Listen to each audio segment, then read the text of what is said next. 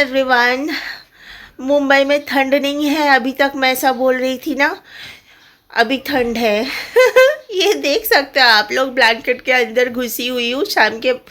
शाम के भी बज रहे 6:15 और मैं लेटे लेटे मूवी देख रही हूँ ब्लैंकेट के अंदर। मेरा मन कर रहा है ना उठ के ना एकदम गर्मा गर्म कड़क चाय पीने का, लेकिन उसके लिए मुझे उठना पड़ेगा ना, ब्लैंकेट के बाहर निकलना पड़ेगा।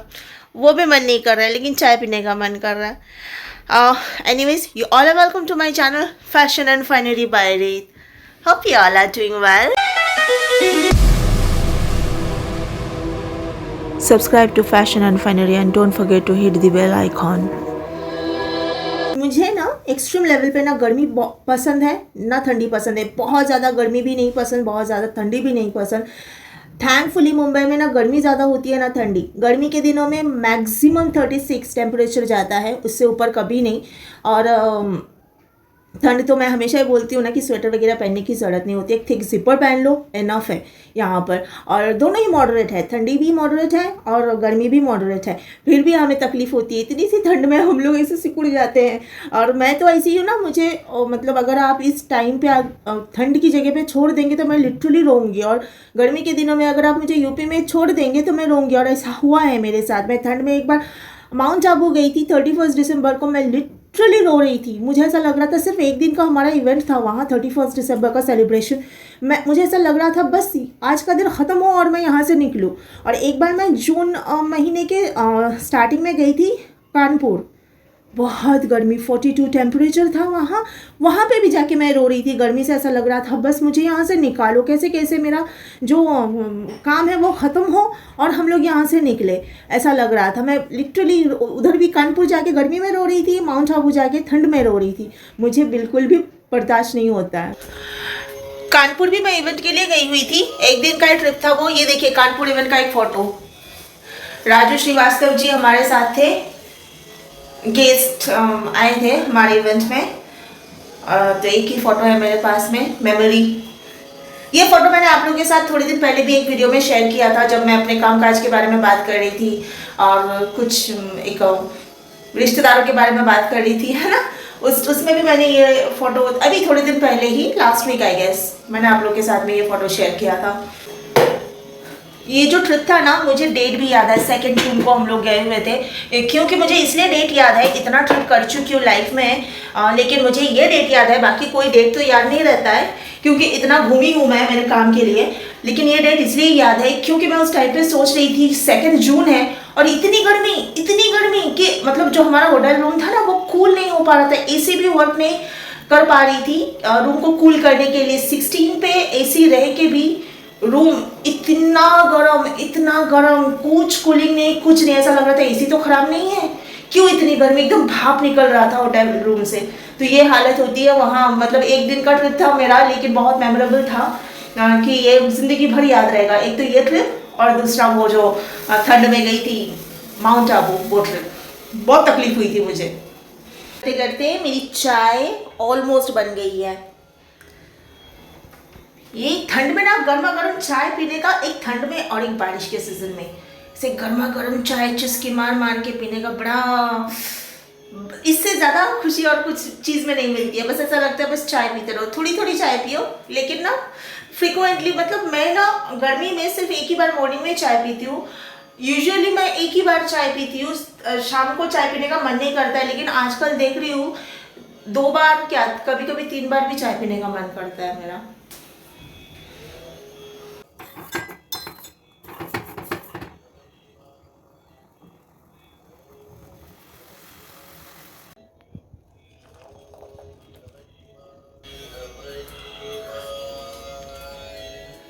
सर्दी में दे गर्मी का एहसास, एक प्याली चाय।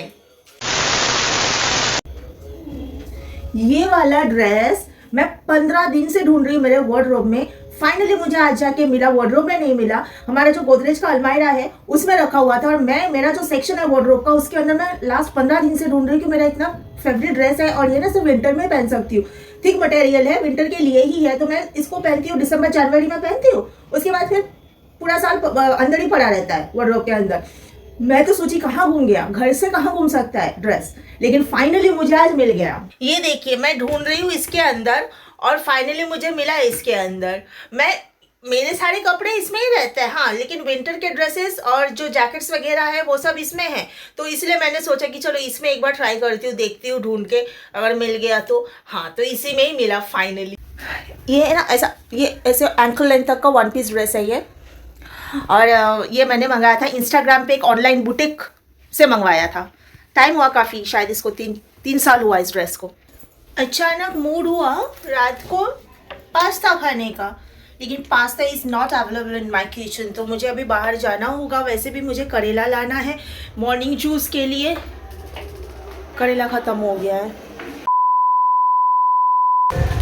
बाहर निकली तो ठंड नहीं है इतनी, पता नहीं घर के अंदर क्यों इतनी ठंड लग रही है। बाहर तो सब कुछ नॉर्मल है। इनफैक्ट मेरे मूंछों पे हल्का हल्का पसीना भी आ गया। पास्ता बॉईल हो रहा है।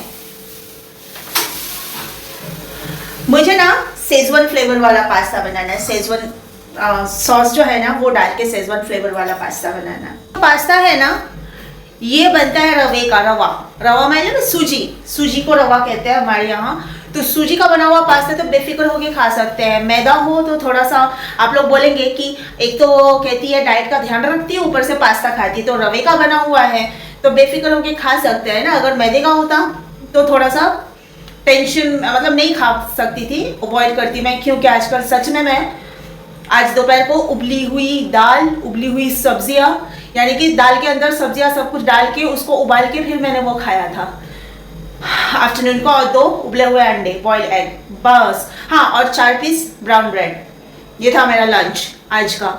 तो कभी कभार थोड़ा सा ऐसा तो लगता है ना कि कुछ अच्छा टेस्टी सा हो, इसके लिए जब रवे का बना हुआ पास्ता है तो हम आराम से बेफिक्र होकर खा सकते हैं। मैं फ्राइड चीज़ें खाती हूँ, फ्राई की हुई चीज़ें खाती हूँ, लेकिन शैलो फ्राइड चीज़ें खाती हूँ, यानी पराठा खाती हूँ, पूरी नहीं खा रही हूँ। मुझे पूरी बहुत पसंद है। मुझे ना इनफैक्ट मुझे लास्ट शायद 1 हफ्ते से ऐसा मन कर रहा है पूरी खाऊं, लेकिन नहीं, सोच रही थोड़ा सा और वेट लॉस हो जाए, थोड़ा सा और, मतलब दिवाली में ना कुछ ज़्यादा ही वेट बढ़ गया था मेरा, और मेरा जो वेट मशीन है और जिसमें मैं खड़ी होके वेट चेक करती हूँ वो टूट गया था, तो मैं इतना देख भी नहीं पा रहे थे। बिंदास होके दुर्गा पूजा से लेके दिवाली तक बिंदास होके कुछ भी खा रही हूँ, कभी भी खा रही हूँ, जैसे कि मतलब कुछ फिक्र ही नहीं है, इस तरह मैं चल रही थी, जिसकी वजह से ना वेट बढ़ गया था।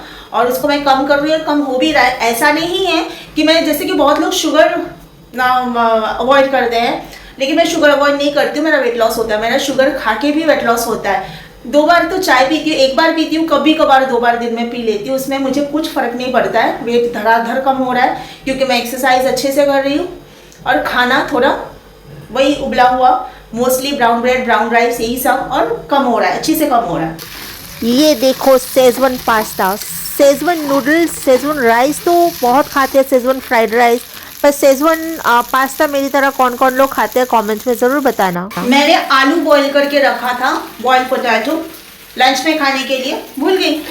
इसमें मैं थोड़ा सा ना रॉक सॉल्ट और थोड़ा सा ब्लैक पेपर ऊपर से स्प्रिंकल करके खाती हूँ। बॉइल्ड पोटैटो हेल्थ के लिए बहुत अच्छा है। कुछ लोग गलत फहमी में जीते हैं क्योंकि आलू है तो आलू खाने से मोटे हो जाते हैं। मैं पहले भी बहुत बार कह चुकी हूँ आप लोगों को, और बार बार कह रही हूँ, पूरी फिल्म इंडस्ट्री, जो लोग हेल्थ कॉन्शियस है ना, जो लोग जिम करते हैं, चाहे वो हीरो हो चाहे वो हीरोइन हो, सारे लोग बॉइल्ड पोटैटो खाते हैं। बॉइल्ड पोटैटो को जब आप बॉईल करते हैं ना तो स्टार्च उसका निकल जाता है पानी के साथ में, बचता है उसमें पोटेशियम, जो कि हमारे हेल्थ के लिए बहुत ज़्यादा बेनिफिशियल है। और बॉइल्ड पोटैटो जितने भी जिम करने वाले लड़के और लड़कियां होते हैं ना, जो लोग वर्कआउट करते हैं, 6 पैक एब्स के लिए जो लड़के वर्कआउट करते हैं, वो लोग बॉइल्ड पोटैटो खाते हैं। रणवीर सिंह से लेके नोरा फतेही तक सारे लोग बॉइल्ड पोटैटो खाते हैं। तो ये गलत फहमी में मत जिए कि आलू खाने से वेट बढ़ता है। आलू खाने से वेट लॉस भी होता है, बस खाने का तरीका बदलना चाहिए। आलू को बॉईल करके खाएं।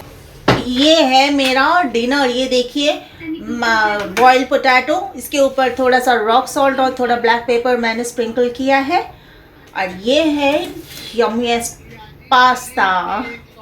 तो ये खाने वाली अभी मैं, एक्चुअली ये मैंने जैसा बोला कि पोटैटो को बॉईल किया था लंच में खाने के लिए, लेकिन भूल गई खाना। तो ये अभी इसको डिनर में खाऊंगी। मेरा रोज का जो डिनर होता है brown bread toast omelette brown bread milk उससे हटके डिनर है आज का।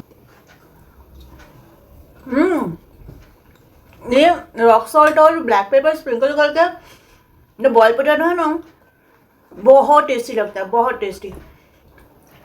I am loving it. और अब मैं ब्लॉग को एंड करती हूँ यहाँ पर। आप लोग अपना ध्यान रखें, बॉयल पोटैटो खाए, वेट लॉस कराए। जिन लोगों को करना है उनको बोल रही हूँ, जिन लोगों को नहीं करना है वो लोग भी बिंदास होके आप लोग पोटैटो को बॉयल करके खा सकते हैं, हेल्थ के लिए बहुत अच्छा है। Anyways, you all take care of yourself and love you all. Bye bye.